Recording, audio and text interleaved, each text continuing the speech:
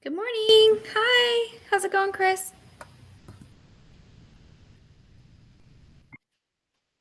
Are you? I hear you. Yeah.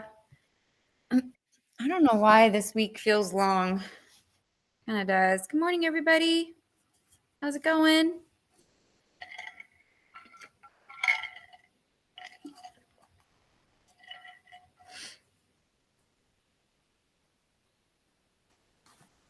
Oh, I'm trying to motivate myself. I'm there with you. It's like, do we have to do class today? Good morning.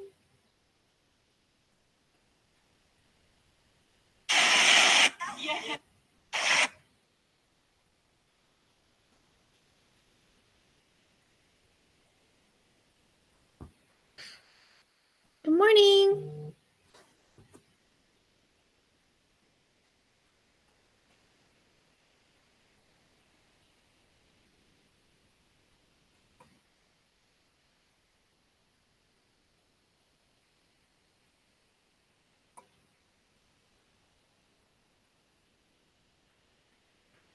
We'll give it a couple minutes for people to join. Go ahead and get Canvas open. We are going to start Module 9, Lesson 1 today. So it's not due till next Tuesday, but we'll work on it today and we'll work on it Monday. That way, you shouldn't have very much of it left to complete. We'll be able to get a lot of it done in class.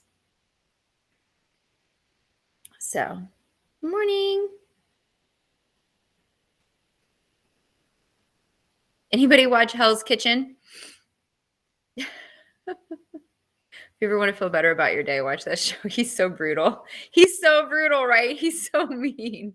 He's so brutal. When I was looking for gifts, I was like, yes, this is how I feel today. Like, he's so brutal. But that's what makes it entertaining, right? Like if he was like super nice, it's like, oh, that's so sweet, but you kind of lose interest. Like the brutality of it's what makes it entertaining, right? But he's so brutal. I wouldn't want to be on the receiving end. I'd be crying. Yes, I like cooking shows. I like Top Chef a lot. Yeah, no, a lot of times they deserve it, but he's just so I think the reason I like him is because he's not PC. He just vomited the mouth kind of, and I personally kind of like that. I'm like, just say what you mean, get it out there. You know what I mean? Let's not tiptoe around it.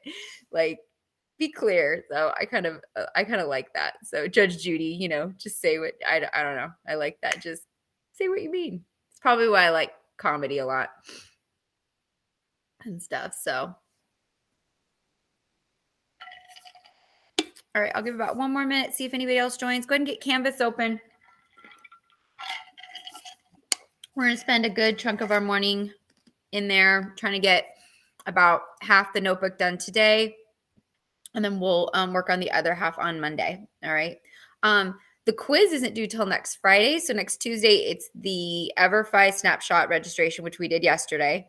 And then it's 9.1, the course arc and notebook that are due on Tuesday. And then Friday is an EverFi assignment and a quiz next week.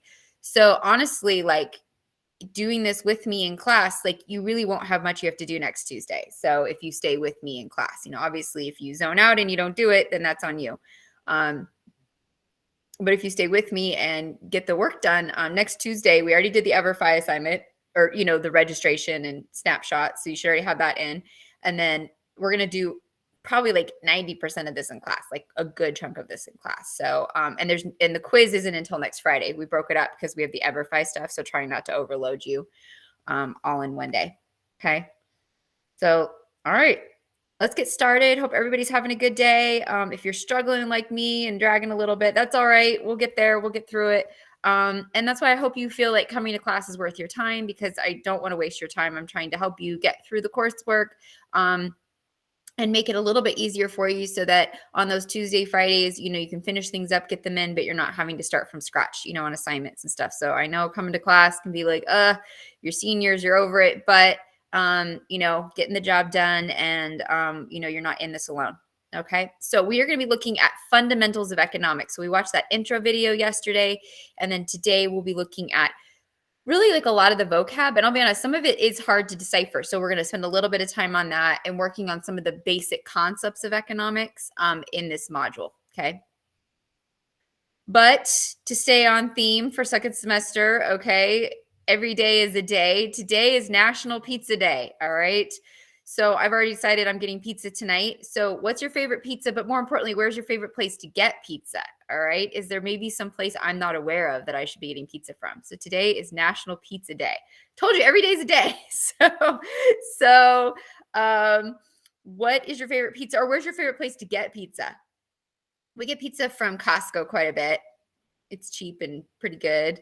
If I'm looking like for quick and easy, Pizza Hut or Little Caesars. My kids love Little Caesars. So when it's like cheap night, especially if I have something else, I don't love Little Caesars pizza, but my kids love it. And I like it because it's cheap. So I am there with you when it's like I need something quick and easy for my kids. I'm like, $10, I can actually get a dinner for them, which is hard to do these days. So Little Caesars can obviously be really good. I haven't done Pizza Hut in forever. I used to eat there. So they used to have a salad bar.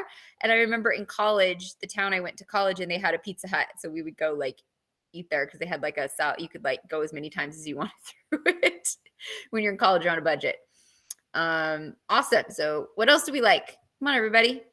What do you like? Where's deep dish? Okay. Giordano's. Ooh, yum. All right. That's right up my husband's alley. He loves deep dish pizza. Okay. I don't think we've ever done Giordano's, so we'll have to try that. Am I saying that right? Giordano's, Caitlin? Yum. Chicago style, huh? All right. Where else? Let's hear some more.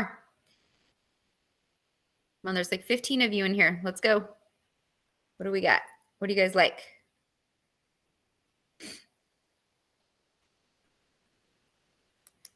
Little Caesars. All right. Cool. They are quick and easy. I like their crazy bread. Their cheesy bread is so good. I do like their cheesy bread a lot. Lucas, yeah. Have you tried their cheesy bread? Domino's is always good, right? It's just classic. Like, I like Domino's because they're like consistent. Has anybody tried Marcos? Anybody tried that? We tried that like a couple weeks ago and it was actually pretty good. They're actually really generous with their toppings. So that was something I liked about Marcos. Have you? Yeah, I'd heard of it, but they're kind of this little hole in the wall. Like they're not like big. And I had them delivered and I had like a coupon. You're like, no, give it a try. One of those nights where it's just kind of a whatever. And it was actually pretty good. Pineapple and ham. Okay. Angelina's Pizzeria. Oh, all right. Where is that? I haven't heard of that one. One second. My dog's getting into something, so I got to go.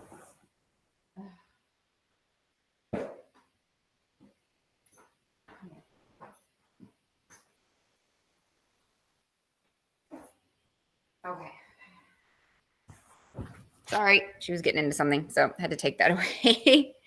Veggie pizza is your favorite? I personally love, the veggie pizza. Like I like the combo pizza with lots of veggies. Marcos put a lot of veggies on the one. I ordered like one for my kids because always the meat one, my husband, and then I got myself a smaller one. And they put like tons of like peppers and mushrooms and olives on it. It was actually pretty good. I don't know, maybe just my experience, but the pizza doesn't taste as good after it's cold. Is that from Marcos that you're talking about, Chris? Alyssa, where's your favorite place to get veggie pizza?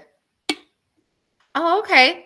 I don't know. We had much left over, so I guess I can't attest to that stuff. But I thought it was pretty good for what it was. So, and there's a couple near us. So, again, I would say it's like my favorite place. So I live really close to like on the edge of Henderson, like going out toward Boulder City.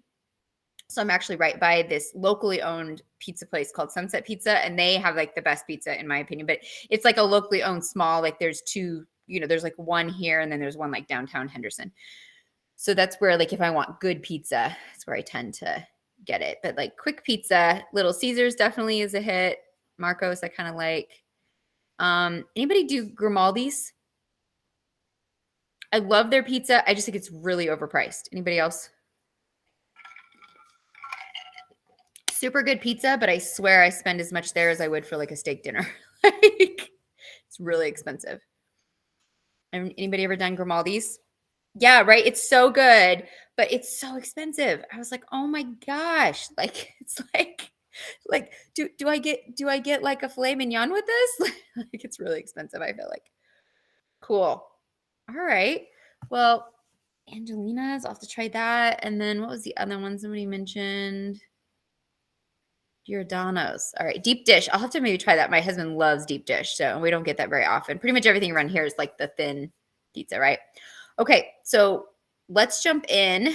We're going to be working on, again, those fundamentals of economics today. So some of the things that we're going to be touching on or that students will be able to, the standards or objectives that we'll be meeting is that you'll be able to explain what scarcity is or identify what scarcity is and choice within the market.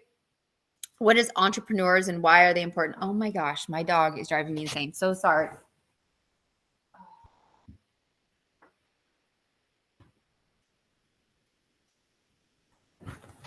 She's like a bad behaved kid. So, like, stop it. All right. Be able to summarize what entrepreneurs are. Describe 3 factors of economic production and difference between physical and human capital. So we'll definitely be talking about that. And then explain scarcity's effect on production. So scarcity is different. Scarcity is kind of this weird concept. So we'll actually be spending quite a bit of time on that today. And then we'll be touching on physical and human capital on Monday for sure. Okay. And stuff. And we'll touch on entrepreneurs a little bit today. So the big question we're going to be asking is how does economics affect everyone? Okay. How does economics affect everyone? And the reality is it affects us all, whether we realize it or not. Any of your parents, small business owners, they work for themselves or they own their own business? Anybody? Anybody's parents, maybe, or guardian, or someone in your family like has their own business or works for themselves? So that could be like real estate or, again, having like a brick and mortar store or something online. Yeah. So this actually, okay. So economics impacts them. I mean, it impacts all of us. Don't get me wrong. Like it impacts all of this. Okay. Nail tech. Okay. And especially if you're working, like if you have to pay, let's say like to rent a station or something like that, especially if you're in, I know like my hairdresser, she like rents a station she like works at a big salon, but she like rents her station. So she definitely works for herself. You know what I mean? That kind of thing.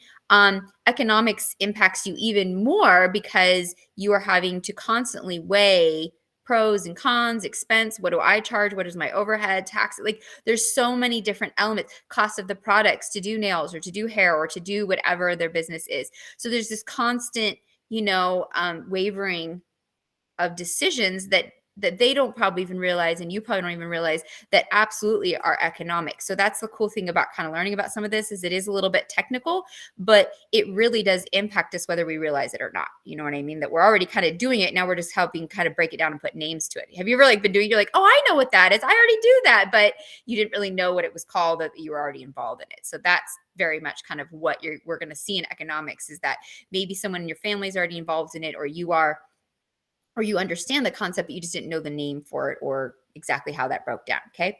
So go ahead and go into Canvas and we're going to open up the course arc and the notebook. All right. So we're going to jump over into Canvas. Okay. We're going to go to modules and go to module 9. Okay. And we're going to be in lesson 1. Okay. So we're going to go to the notebook. So this is really repetitive. We've done this 100 times, right? Okay. So open up your notebook. Okay, and you're going to rename it, save it to your Google Drive, and make it shareable. Okay, so make it shareable. Let me add the teachers that I need to.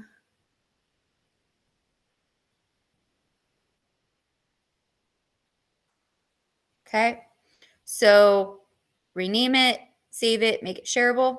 Okay, so get that open and ready because we're going to be working on 1 through 5 today. All right, and I believe there's 10 parts to it. So we're going to get like half of it done in class today. So we are going to get a lot done today. Okay. Then you go back into Canvas. We're going to click to next and we're going to open up the course arc, right? Okay, so click that blue button and boom. Okay. You don't have to share your notebook with me. Just make it shareable, right? So you don't have to, I just shared it with 2 teachers because they teach with me, but you want to do this one, anyone with the link, right? So that when you submit it, I can open it. So that's what you want to do. Because if you make it shareable, it'll send me a copy. Okay.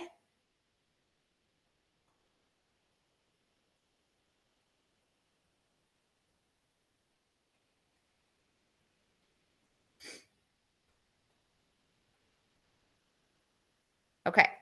So go ahead and give me let's do the hard thinking face when you have both ready. Hard thinking face. We're going to be very, very smart today. Nerdy today. I love how the emojis like explode. When you're online, small things make you very happy, okay? Because it's a pretty like this kind of day. So when small things happen, you're like, oh, that's kind of fun. Okay. Chris, you're like, we're going to be blown away by economics. Okay, let's get started. All right. So this overview page, you should be on the overview page.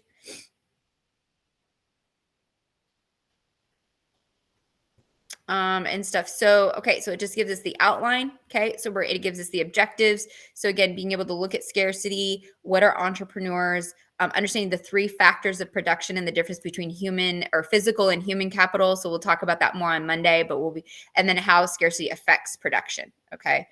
And stuff. So, and there's a difference between scarcity and shortage. So we're going to talk a little bit about that. Okay.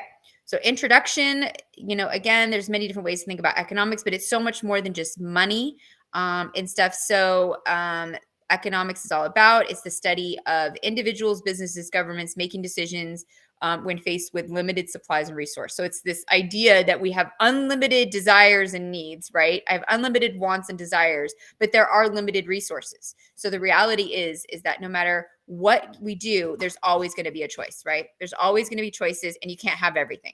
I know it's the hardest lesson in life, right? But we start learning this lesson when we're 2, right? Were any of you really bad toddlers? Like you threw really bad fits for your parents? You threw temper tantrums? Who's willing to own it? Who's willing to own it? Who was a bad 2-3-year-old, huh? Who made their parents or their guardian's life a living, you know what? Anybody? I will rat out my kids. My oldest, Lily, OMG. Took me for a run. Let me tell you, it took me a run for my money. She was the worst 3-year-old ever. like literally this one time we're in the grocery store and typical, like, right, they want something and I said no, and she threw stuff at me and I was so mortified. I was like, oh my gosh. I gave her that look like, wait till we get to the car. You know what I mean? Because it's like, you can't look like a psycho mom in the car, right? You have to have it all together. But boy, when we got to the car, I'm like, you are going home and you get nothing. So mad. We do not behave that way because early on, we have to teach our kids the lesson, right? They want everything, but they can't have everything. And this really is the lesson of economics, that just because you want it doesn't mean you can have it. You know what I mean? Or you have to make choices. Do you want this or do you want that? Okay. I'm telling you, everybody's like, oh, I would never do that. You just wait. Karma's coming for you. All right. If I had $1 for every time I was like, I would never do that as a parent. And then I'm like, oh gosh, I did that as a parent. I don't believe in like yelling all the time and you try to do your best to keep your cool, but sometimes kids just need to hear it. You know what I mean? Sometimes kids, right? I don't know. Sometimes kids just need it. So economics, believe it or not, we actually start learning this lesson very early on, that you can't just have whatever you want. If you get every single thing that you want every single time, let's be honest, you're a spoiled brat, right? And you're going to be a pain when you're an adult because you're going to be super entitled. And maybe people like that, you know what I mean, who just think that they can have whatever they want. And when they don't, they're like, how dare. Well, this is the lesson of economics. Economics is that you can't have everything you want. At the end of the day, there have to be choices. And that's good for us to remember, even in government. Whatever things you're passionate about, the reality is it's not all possible. So whatever your laundry list of things that are important to you, the reality is at some point you have to prioritize, right? The government has to prioritize. There is not enough resources to do everything. And especially when you have many different people with competing ideas. So our key question is, how does economics affect everyone? So we're going to copy and paste, put that into our notebook. All right, here we go. Here we go. Okay, so copy and paste, put that in your notebook. How does economics affect everyone? And the reality is it does, all the way down to when you're a kid and you're in the grocery store and you want all these different kinds of candy, and maybe your parents say you get one, or you can't have that, or it's not, have any of you ever heard that's not in the budget?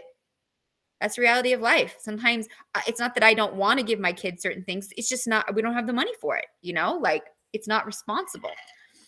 And so early on, we have to learn the lesson just because you want it. And it doesn't mean it's not a good idea. Like maybe you want to go eat somewhere, or you want to do this, or you want to buy that. And like, not that I think that's a bad idea, but just sometimes it's not possible.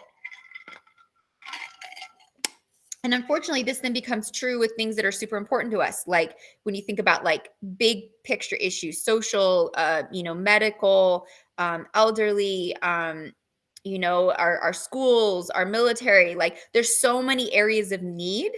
But the reality is we can meet some needs, but there's only so many resources. So how do we prioritize? And then that's often then where political party comes in, right? Because often we agree on the issues, but the priority of the issues, right, will vary based on your individual politics or kind of where that party leans. But oftentimes, if you list just the big issues, there's not a ton of disagreement. It's just how do we prioritize, because there are limited resources. So economics is a real opportunity to kind of bridge that gap and at least understand you can't have everything. And anyone who promises you everything is lying. Straight up, they're lying. Okay. So any politician is like, I can do all these things. You're like, no, you're not the tooth fairy. All right. You can't. All right. So here's some of the key terms we're going to be looking at. Services. Economics is all around services. Okay. So this could be human services, like actually getting things done, or things that we buy, that we use. So services, the action or activities of one person performs for another. We're going to look at those. Economics, so just again, the study of people and what they need and want and the choices that they make. Entrepreneurs, so these are people who decide to take resources, goods, and services and create a business to service the public. Okay, so do something for money, basically. All right, so I think a couple of you mentioned different things. Somebody mentioned, I think their parent was like a nail tech or something like that. Absolutely. So entrepreneur, like offering services or starting a business that offers services or goods. So anything that offers services or goods that you either work for yourself or start your own business for the public. So basically, when you're an entrepreneur, here's the key, okay? The onus is on you. The success or failure starts and stops with you, right? There is no backup plan. You are the backup plan. You are the head honcho and stuff. That's an entrepreneur. Okay. Factors of production. So the resources that are used for the goods and services. So physical capital. So this is human-made objects to create goods and services. So physical capital, let's say it's like if it's an automobile, the physical capital would be the building where the plant is to put the car together. So physical capital is the physical location and goods to create the product. Okay, so let's say it's a car, that would be like the actual manufacturing plant, the physical place where people go and they assemble the car. All right. So human capital is the knowledge and skills and education that people bring. So let's say the people that we hire to go to the factory to put the car together. So maybe the engineers, the designs, or the welding people, like different skills or things. So human ability that comes to the physical capital to bring the product together. So physical capital is the actual location and means to do it. Human capital is humans who come in with knowledge and educations to complete that. And we'll look at some examples of that today. So trade-off. Sometimes you have to then, is the benefit worth the cost? So for example, when we talked about pennies and nickels, right? The cost of a penny, the cost of a nickel, how it exceeds the cost of the product versus like quarters, dimes, and dollar bills, right? It costs less. So sometimes in business, you have to make a decision. Is this worth producing? Am I actually going to make money? Because if you're not going to make money, there's kind of no point. You have to have a profit margin. Opportunity cost, the most desirable alternative given up as a result of a decision. Cost benefit analysis, so comparing decision making and comparing the sacrifice versus the gain.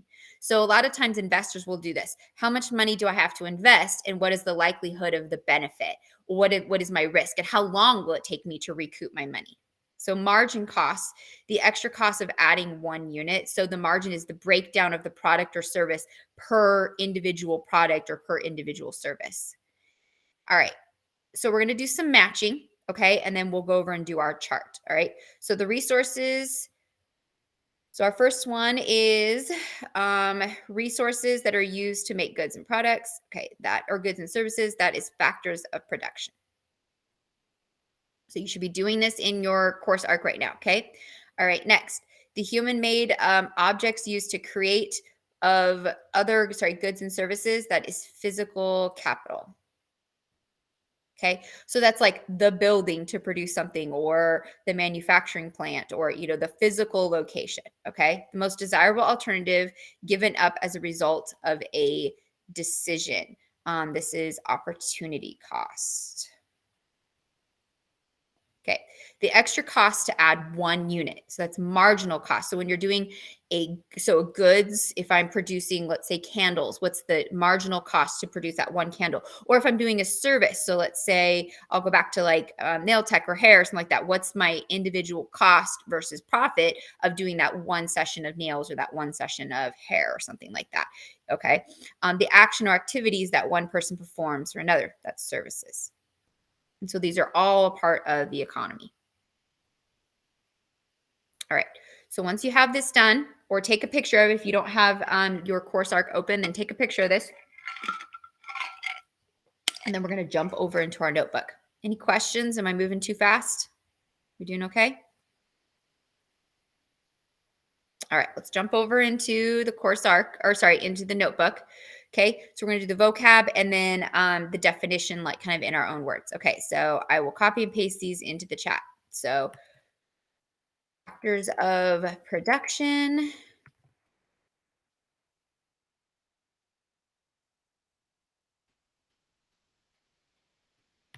Materials and people needed to produce a product. X is physical capital. Whoops, let me put this. So I'm gonna put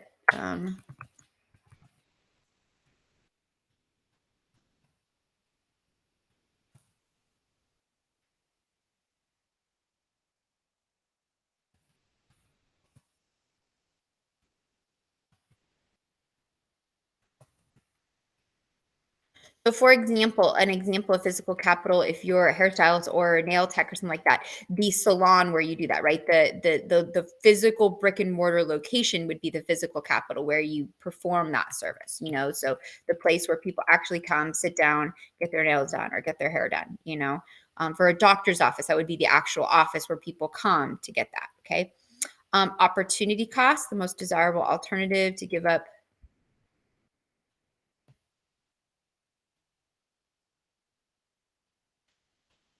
Okay.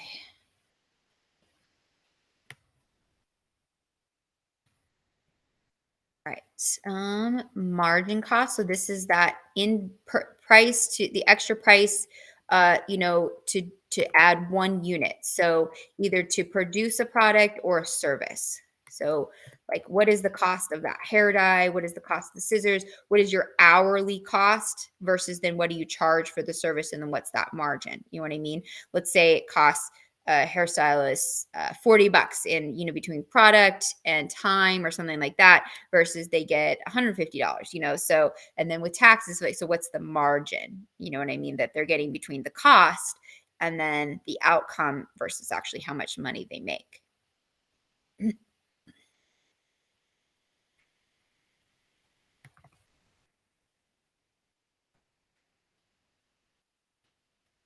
And then services, this is the act or activities that one person performs for another.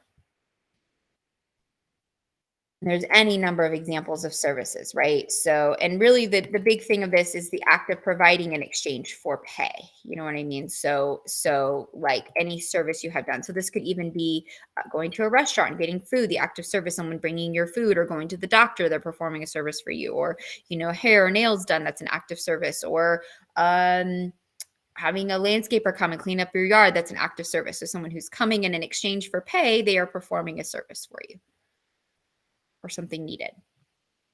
Okay. All right. I'll give you a minute to finish copy and pasting those over. Once you have it, why don't you give me a thumbs up? Let's get like 6 or 7 thumbs ups. Make sure you guys are with me.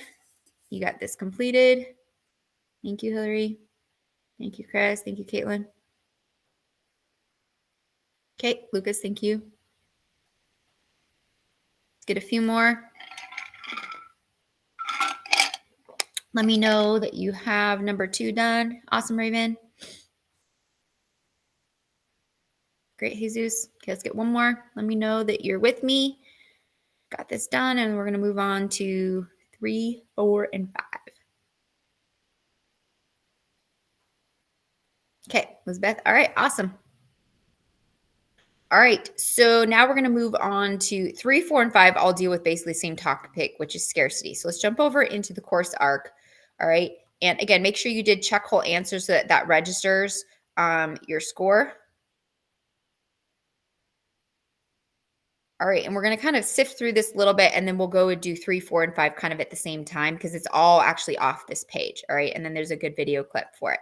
Okay, so scarcity means having to make choices. Okay, scarcity focuses on all the choices we make and decide. All right, the study of economics begins with the factor that people cannot have everything that they want. So a need is something that is essential for survival, such as like food or medical care, and then wants are something that we are not needed for survival, so like video game or stylish haircut. Okay. So scarcity deals with needs and wants. And the reality is that our needs and wants are unlimited, but there are limited resources, right? There are limited services, there are limited products. So there's a lot of things that I want or that I need, but I can't have it all. I have to prioritize that. Okay. People's needs and wants are unlimited.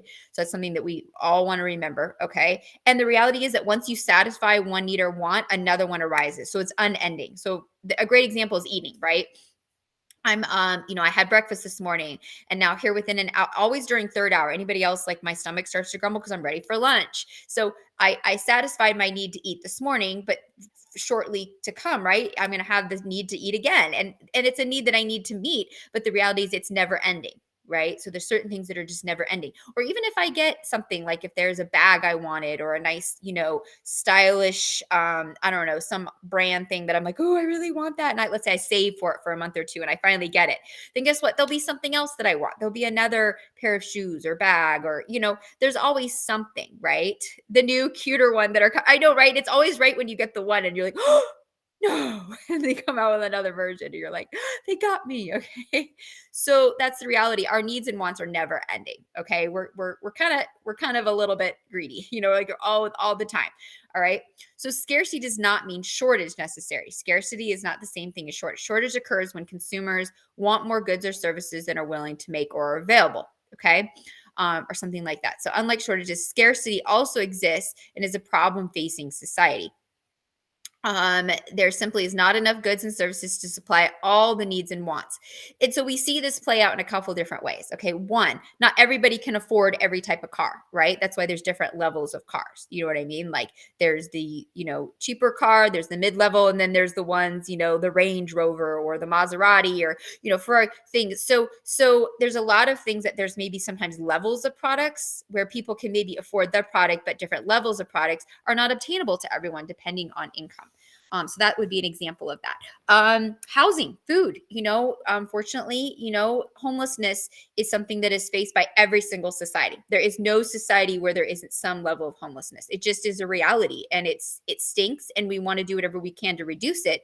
But if you look from the dawn of humans, there's a competitive nature and unfortunately, we have yet to see a society where there's this isn't a problem or food.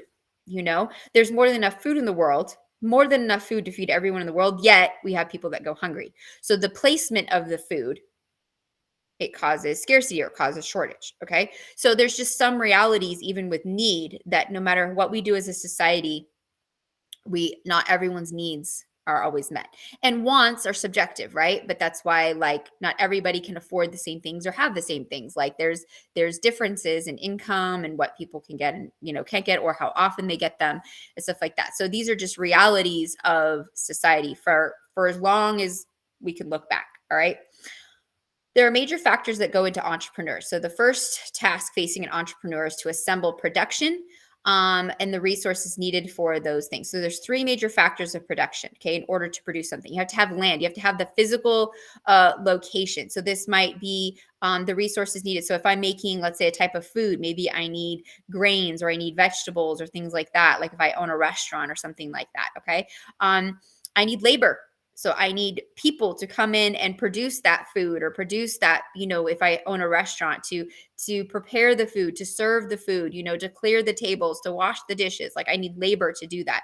And then capital. I need physical and human capital, right? So I need a physical location for my restaurant, but then I also need money or specialty invest in that. So maybe I need a chef or I'm the chef, right? I have some kind of knowledge or education that brings to the table. So land, labor, and capital are going to be the three major things. All right, let's go over to number 3 really quick. All right. What are 2 examples of goods and 2 examples of services? Okay. So goods are physical things that we get. Services are going to be acts that people do for us in exchange for compensation, right? Okay. So one example of goods, a car dealership. So selling different makes or models of cars. So a car dealership would be example of goods, right? We go to a car dealership and we buy a car. We're buying a physical product. Anybody ever go to Sephora? Whenever I go to Sephora, it's always a bad thing. Okay. I always spend way more than I should. It's overwhelming and everything looks amazing. Everything's so expensive. Okay. Like, so makeup, skincare, hair products. These are just 2 examples. Anything you want. So you don't have to use these examples, but I will put these in the chat if you want. I know Sephora is a trap, right? Sephora is a trap.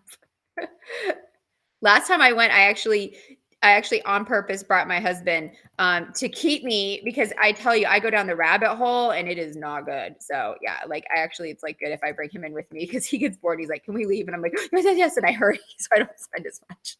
So because if I go by myself, trouble.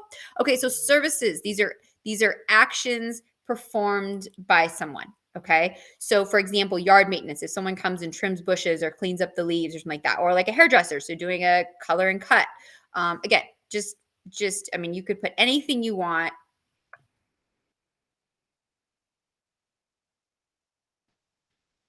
Play that role at your siblings at the mall. Hey, everybody always needs somebody to, when they go into whatever that store is, that's like a trap for them.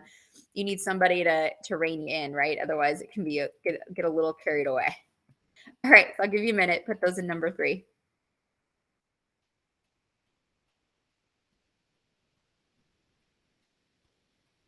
Okay, so while you're finishing that, we're going to go back over into the course arc, and I want to show you, they have a really good video talking about scarcity and kind of breaking down this concept, and then we'll do 4 and 5 before we leave. Okay, so it's about 6 minutes. All right, so you can watch this as you finish up number 3. So here we go.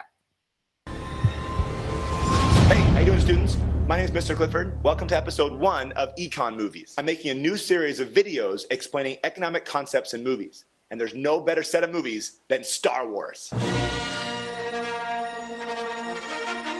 I'm talking about the old trilogy, not the new crappy ones. Now, I know what you're thinking. You're thinking that there's no economics in Star Wars. Well, maybe there is, and we just have to look for it. Here's an example. Look at this. Ever since the XP-38 came out, they just aren't in demand. It'll be enough. Wait. What was that again? Look at this. Ever since the XP-38 came out, they just aren't in demand. It looks like Luke is having a hard time selling a speeder because there's some new speeder out in the market. And it's kind of like iPhones. Now, let's not get too far ahead of ourselves. Economics is essentially the study of scarcity and choices. We can't have everything, so we have to make decisions. You must learn the ways of the Force if you're to come with me to Alderaan. Alderaan? I'm not going to Alderaan. I'm going to get home. It's late. I'm in for it as it is. Because of scarcity, we can't do what Uncle Owen wants and also go with Obi-Wan. When it comes to decision making, economists make a key assumption. We assume that everyone makes choices based on their own self-interest. Well, take care of yourself, Han. I guess that's what you're best at, isn't it? Now, keep in mind that being self-interested is not the same as being selfish. In fact, it might be in my own self-interest to go help or serve or sacrifice myself for other people. Luke, you must complete the training. I can't keep the vision out of my head. They're my friends. I gotta help them. You must not go. But Han and Leia will die if I don't. So whenever you're making a choice, you're looking at the benefits and the costs of your decision. The old man wants us to wait right here. But he didn't know she was here. We just find a way back into that detention block. I'm not going anywhere. But they're gonna kill her! Better her than me. So people make decisions based on their own self-interest by looking at incentives. She's rich. Rich. Rich, powerful. Listen, if you were to rescue her, the reward would be... What? well, more wealth than you can imagine. I don't know. I can imagine quite a bit. Even when you're in a horrible situation, you're still looking at benefits and costs. Yes, I said closer. Move as close as you can and engage those Star Destroyers at point-blank range. At that close range, we won't last long against those Star Destroyers. We'll last longer than we will against that Death Star. and we might just take a few of them with us. Actually, if you think about it, the entire Star Wars series is about one character's struggle with the decision to become good or evil. Good, evil. Good, evil.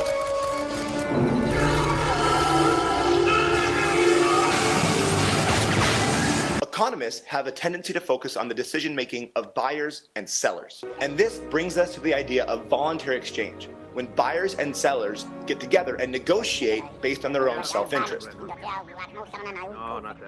A buyer wants a low price and a seller wants a high price. That R2 unit is in prime condition, a real bargain. Let's see what this looks like when a buyer sits down with a seller and negotiates. Han Solo. I'm captain of the Millennium Falcon. Chewie here tells me you're looking for passage to the Alderaan system. Yes, indeed. Let's just say we'd like to avoid any Imperial entanglements. Well, that's the real trick, isn't it? And it's going to cost you something extra. 10,000, all in advance. 10,000? We can almost buy our own ship for that. But who's going to fly it, kid? You? You bet I could. I'm not such a bad pilot myself. We don't have to sit here and listen. After some negotiation, a buyer and a seller work out a price that works for both of them. We can pay you 2,000 now, plus 15 when we reach Alderaan. 17, Obi-Wan really sucks in negotiation. It's important to keep in mind that the buyer and the seller walk away happy because this is a voluntary exchange. 17,000.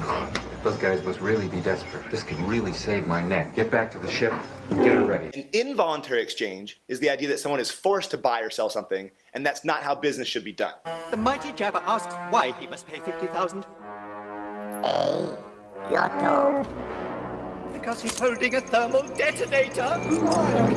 This is not the free market. Now, this is great and everything, but most of the time, economists aren't looking at the decision-making of individuals. They usually look at how groups interact. This is the idea of markets. When you start learning about markets in your economics class, you're going to be drawing supply and demand graphs. They look like X's. Understanding how the free market works and drawing all these X-shaped markets will help you understand the world and hopefully help us destroy oppression and tyranny.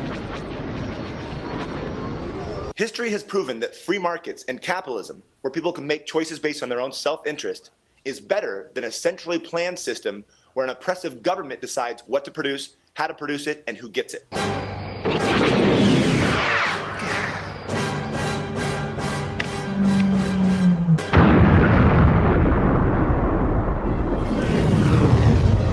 Now, this concept where when you make choices that help yourself, but they end up helping everybody else, is called the invisible hand. Raw movie. We'll do that one later. Understanding these concepts are going to help you with your decision making, but it's also going to help the country and the world. Don't forget what Obi-Wan said about economics. It surrounds us and penetrates us. It binds the galaxy together. Hey, you never know. Someday you might get the Nobel Prize in economics.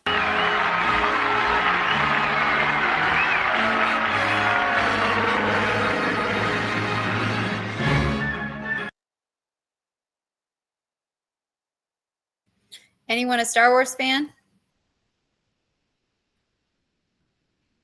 Oh, that's all right. I'm glad you're back. Anyone a Star Wars fan? Give me a thumbs up if you like Star Wars, thumbs down if you don't. We're big Star Wars fans in our house. My kids are actually like really into it, so they love like watching and like all the spin-offs that Disney Plus is doing. I like The Mandalorian the best. The Boba Fett was like okay, but I liked the Mandalorian series probably the best. Yeah, a few of you. All right, awesome. So I think it's a good. Whenever you can have an analogy, I think it kind of helps us to break down a concept. Okay.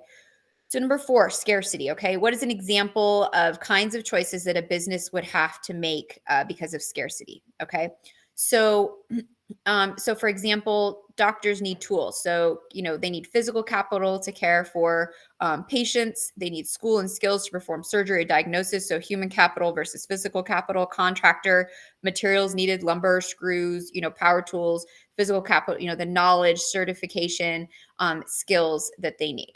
All right.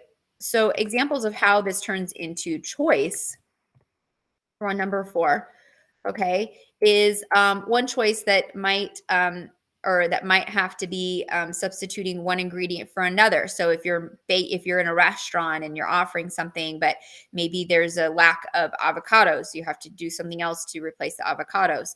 So maybe in a business they would have to hire workers that are less expensive and train them because they don't have the human capital. So sometimes we have to compromise, and maybe we can't hire experts. We either can't afford them or we can't find them. So we have to hire someone at a lower wage, but then put in the time and money to train them.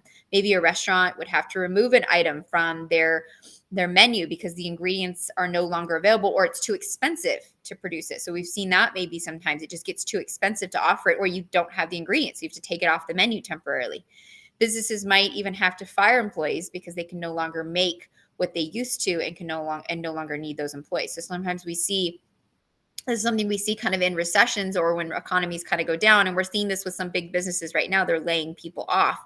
And this happens sometimes, again, when maybe it's the cost of operating the day-to-day business increases so much that they can't make it, or at the same level. They don't have the profits to support it. I think it cut off the last little part of a sentence.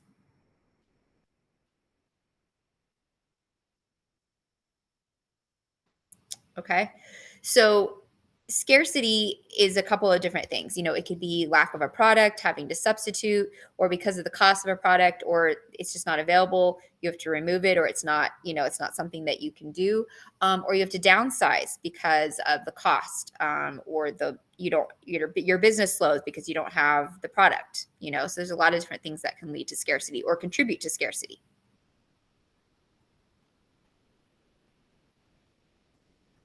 Okay. So if we look at number 5, this is also dealing with scarcity. So use this chart to summarize the scarcity reading. Okay, so defining needs and wants. What are the resources? Examples of that.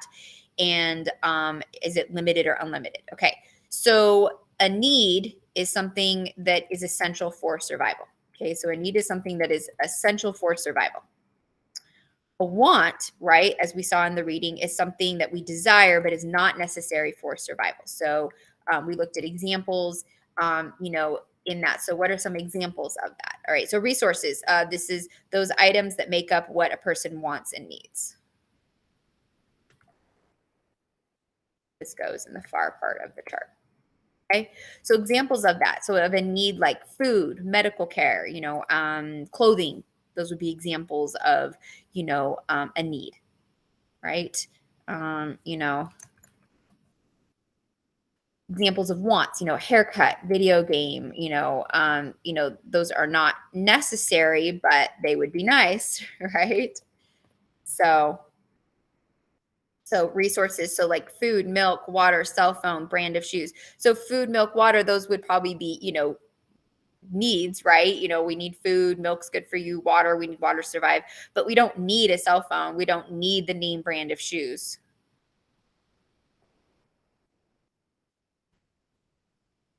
And then which is limited, which is unlimited, right? Which is limited, which is unlimited. So the reality is that needs and wants are unlimited, right? We come into this world, and I talked about that earlier. Our needs and wants are never ending. The moment I get one need satisfied, like I'm hungry, guess what? I'm going to be hungry again in a few hours. So that need is ongoing. It's never ending.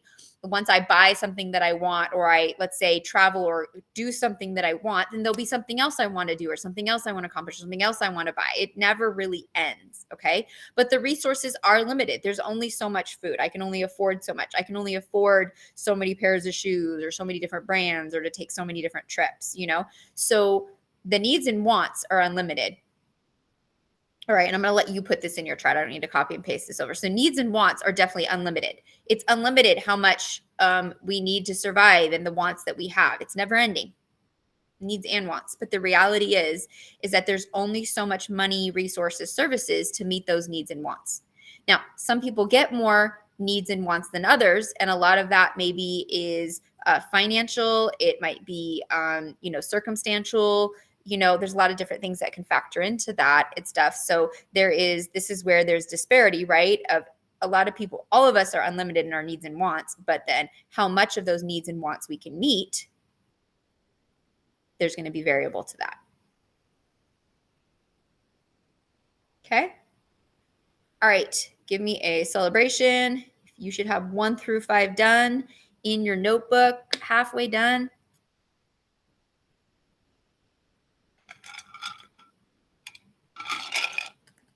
Again, if you're coming to class and you're not doing this stuff with me, I don't really see the point. Why? You know what I mean? Like the whole point of coming to class is to get work done. So I will be super frank with you guys. I've been getting lots of, I don't know what to do. And I was like, you were in class.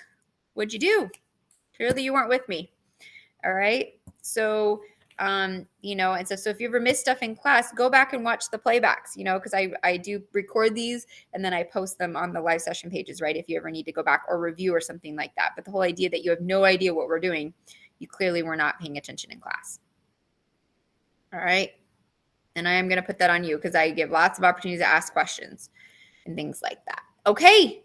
That's what I have for today. We looked at fundamentals, we looked at key vocab, scarcity. We really focus on that. We're going to look more at like entrepreneurship and different types of capital. We'll focus on that on Monday. So we'll continue on Monday with the notebook course arc. So no need for you to finish it on your own. We're literally going to do it in class, like 90% of it. And you might have 1 or 2 that you got to finish on your own on Tuesday, but we're going to do it in class. Okay. Tomorrow, small group. I'm available pretty much all morning, right? 9 to 11:45. Okay. Same code as always. I'll post this in the announcements. It's a catch-up day tomorrow. Okay. We are 3 weeks away from the end of the quarter. So I cannot emphasize enough. 8.2 closes tomorrow. So get that in. Course Arc Notebook quiz. You get 3 attempts on that quiz. Use the review sheet, right? It is so helpful. And then if you have not done the project, we literally did the first half together. Okay. I know it's going fast. It's going really fast. I mean, spring break is in less than a month. Okay. So get this in. If you missed anything from the project last Thursday and this Monday, so go to live session 5 or week 5 and pick the last video because I did the first part of the project, right? And then we finished the second part of the project on Monday. So there's literally videos of it, all right? And I even go over then how to do the infographic. So I don't do the infographic with you, but I go over in detail how to do it, right? It's if you've turned that in, I'm going to focus on grading the projects tomorrow. So I've been getting more of them in. And so tomorrow I'm going to sit down and really get through what's been turned in and I'll get those graded by tomorrow. Okay. I am going to be sending out grade emails. So after I grade, I'm going through, and if you have a D or an F, you will be getting an email. All right. And listen, I'm going to be really honest with you guys. Stop telling your parents you're doing what you're not doing. All right. If you're getting a grade email, it's not because like log into Canvas, look at the grade. All right. You guys are seniors and I'm really kind of tired of this. You know, I had no idea. Yes, you did. Yes, you did. All right.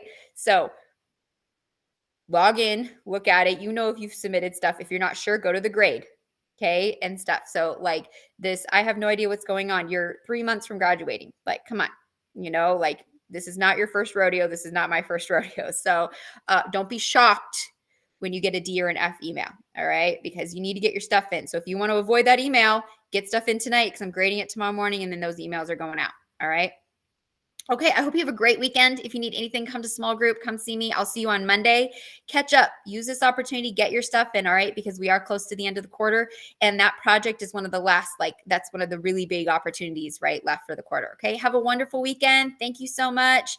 And if you need food today, go get pizza, right? Because it's National Pizza Day. Thank you. Have a wonderful day. Have a great weekend. Thank you.